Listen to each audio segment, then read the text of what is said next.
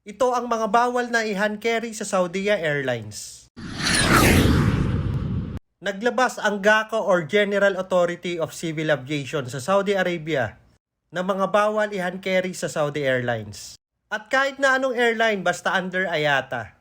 Nagkakatalo na lang sa airport regulations ng bawat bansang pinupuntahan natin. So mas maganda i-double check nyo pa rin. So ito ang mga bawal, masters. Liquid bottle size over 100 ml.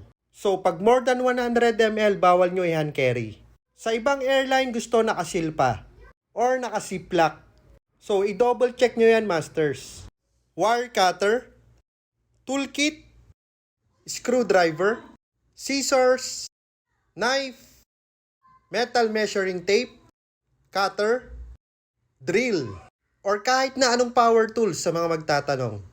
Toy guns, compress spray cans, razors, duct tape, nail clipper, lighter, automotive car parts, hook.